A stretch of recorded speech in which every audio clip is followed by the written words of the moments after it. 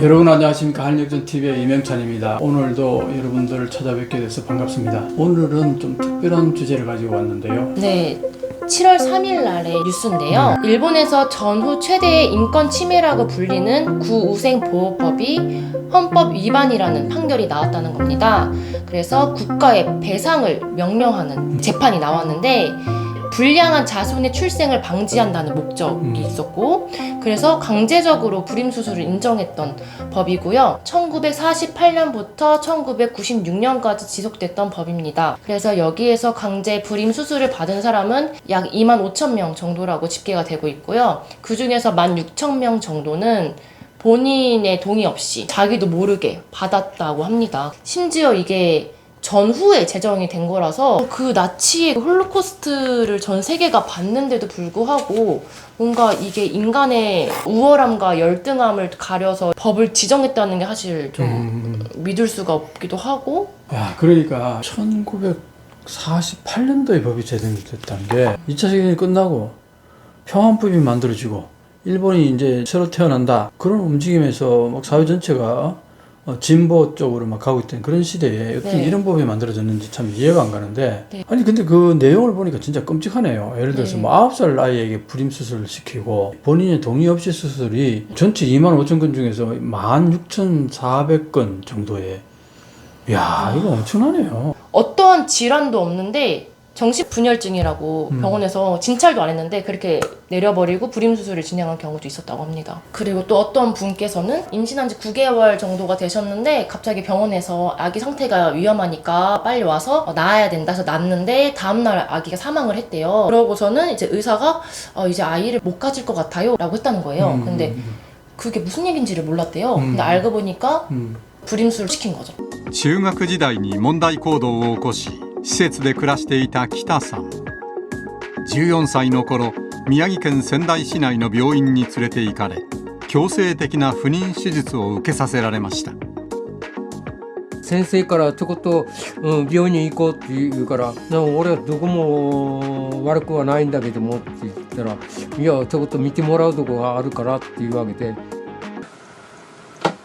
泣きながら帰ってきたわけですね。で子供を降ろされてしまったっていうことが分かって、で、お腹を見せてもらうと少し傷が入ってたわけですね。でそのことは分かったわけです。結婚して間もなく赤ちゃんを身ごもったきみこさん。しかしその後中絶手術と不妊手術を受けさせられます。それは言えなかったですね。で向こうからの話もわからなかったです。もう一回子供を作りたいなと思ったけどできなかったんですね。何も知らされなかった夫婦はその後も子供を望み続けました。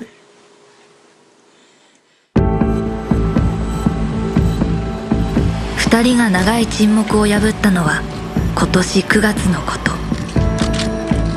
兵庫県に住む聴覚障害があるもう一組の夫婦と共に子供を持つ持たないという選択をする権利を奪い、その後も救済措置を取らなかった国の責任を問う訴えを起こしました。本当におかしなことだと思います。そして今年になって旧優生保護法による優生手術がたくさん行われていたという新聞記事を見て、また兵庫県聴覚障害者の方からそういうお話を伺って、そんなことが行われていたのかということを驚きました。ずっと辛抱してきました。最高裁判所は旧優生保護法は憲法違反と初めての判断を下しました。ようやくだなと思います。それでもやはりこの不妊手術への苦しみは消えることはありません。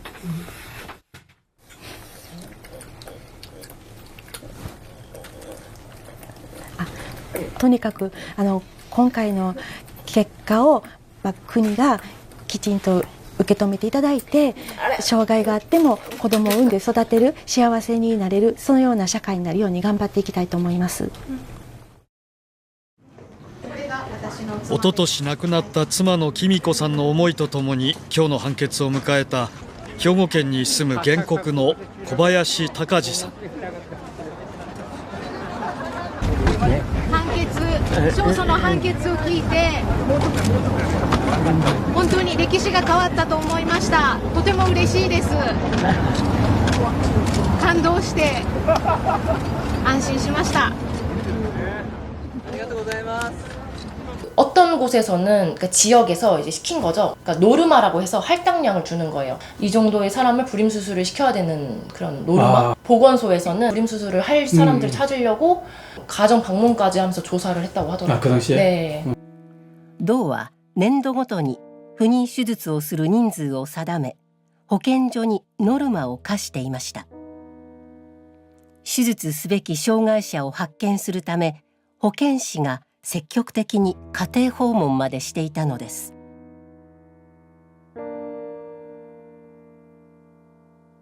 이거는 혼자만 알아서는 안 되겠다, 공유를 해야 하는 문제다 싶어서 이 문제를 가져와 봤고요. 최고재판소 대법정에서 제척기관이라고 해서 그 일정 기간 안에 권리 행사를 하지 않으면 배상 청구권이 소멸되는 게 있는데 그게 20년이라고 하더라고요. 오사카, 도쿄, 삿포로에서는 뭐 22년도, 23년도쯤에는 적용 없이 다 배상을 받아야 된다 하고 이제 내렸어요. 2023년도. 네. 그런데 센다이에서는 이게 기간 때문에 배상할 필요는 없다.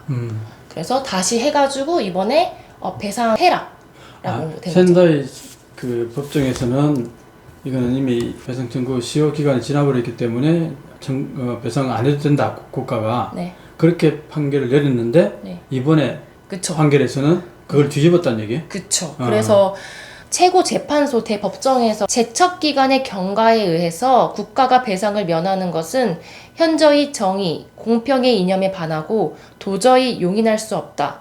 개인의 존엄과 인격 존중의 정신에 매우 반한다고 하여서 만장일치로. 그러니까 지금 이게 인권에 엄청나게 이게 위배되는 문제니까 이게 제척기관이라는 것 자체가 성립이 되지 않는다, 이런 논리잖아요. 그죠? 네네네, 그쵸. 이게 지금 내가 뭘 얘기하고 싶으냐 하면은 네. 우리 강제동원 그게 해당되는 부분. 그게 좀 생각이 나더라고요. 그 인권 문제가 그게 이미 시효가 지났다는 등 뭐 이런 얘기 이제 많이 하는데, 지난번에 대법원에서 판결 났을 때 그게 인권 침해에 대한 얘기가 나왔었단 말이에요. 네. 아주 가혹한 그 환경 속에서 강제로 노동을 시켰다. 뭐 이거하고 거의 맥락이 비슷해요. 네, 심지어 이제 피해자들도 좀 오랜 기간 동안 이렇게 소송을 걸고 자신들의 피해에 대해서 이제 얘기를 했는데 일본 쪽에서는 이제 거절을 했던 거죠. 그래서 이분들도 사실 뭐 1, 2년 싸운 게 아니라 어떤 분이 몇십 년을 이렇게 싸우신 분도 있고 어떤 몇 년을 싸우신 분도 있는데, 이게 참 안타까운 건 일본 정부는 일본 국민한테도 사실 그런 배상을 하거나 사과를 하거나 하는 게 진짜 없어서 그분들도 나라가 자기들한테 꼭 사과했으면 좋겠다 라고 얘기를 하셨고, 이번에 그래서 이제 기시다 총리도 그거에 대한 사죄를 좀 하더라고요. 네.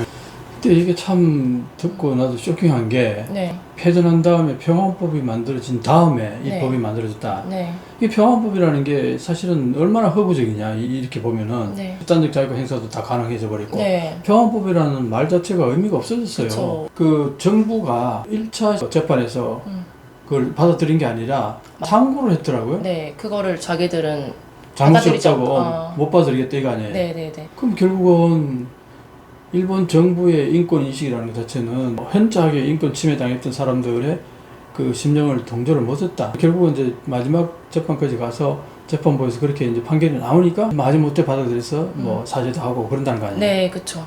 얼마나 일본 정부가 눈 가리고 아웅하는 평화국가였는지를 여실히 보여주는 거 이게. 어떤 이제 변호사분은 몇십 년 전부터 이걸 같이 이제 해온 분인데, 앞에 그 피해자분께서 앉으셔서 저는 10몇 살 때 강제 불임 수술을 받았다 해서 너무 충격을 받았다는 거예요. 왜냐면 나는 변호사인데 그런 법이 있었다는 거를 몰랐던 거예요. 그래서 그거에 너무 부끄러움을 느껴서 지금까지 계속 그분들이랑 싸워왔던 변호사분도 계시거든요. 이게 사과랑 배상도 중요하긴 하지만 그분들의 인생은 바꿀 수가 없잖아요. 다시는. 네. 사실 저도 일본 전문가라고 하는 사람이 이 사실은 오늘 처음 접하게 됐어요. 듣고 보니까 너무나 끔찍합니다. 일본 정부가, 그리고 일본 정부만 아니에요. 거기에 위원회도 다 있었고, 그렇죠. 심사위원들 있는데 심사도 하지도 않고 그냥 수술을 시킨 경우도 있고, 심사 날짜를 뭐 12월 말로 잡았는데 11월 말에 강제 불임 수술 시킨 적도 있고, 이게 법 자체도 지키지 않고 불법적으로 이런 수술을 한 게 많다 그러니. 근데 이제 일본도 어떤 의미에서는 이런 것들이 하나씩 이제 판결이 나서 배상하라 그러고 또 정부가 사죄를 하고 하는 게 하나씩 매듭지어 나가는 건 좋아요. 좋은데 참 놀라운 게 48년에 이 법이 만들어져서 96년도까지 이어졌다.